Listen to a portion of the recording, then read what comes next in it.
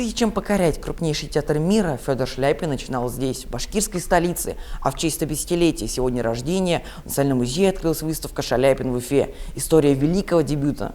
Эта выставка показывает творческий путь Шаляпина от крестьянского мальчика до лучшего оперного певца мира, которому по сей день не нашлось равных. Экспозиция поделена на 5 частей.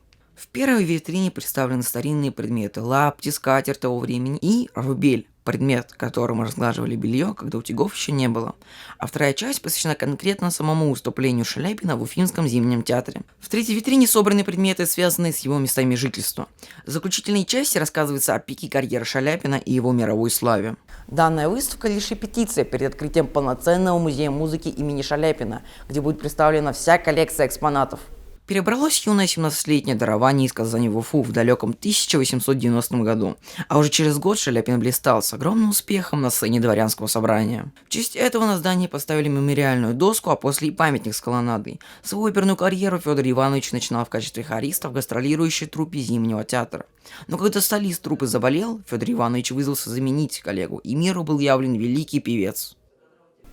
Уфа, колыбель творчества моего отца, вспоминала дочь Шаляпина, а улицы нашего города и спустя сотни лет помнит великий бас.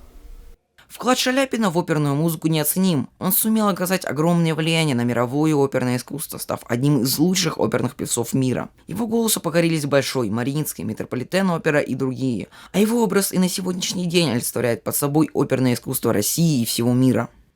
На выставке вы можете видеть личные вещи Федора Ивановича, предметы его эпохи. Это уникальная возможность для всех нас в приобщиться к жизни гения оперы. Оскар Николаев, Наиль Гайнуллин, специально для Горы новостей.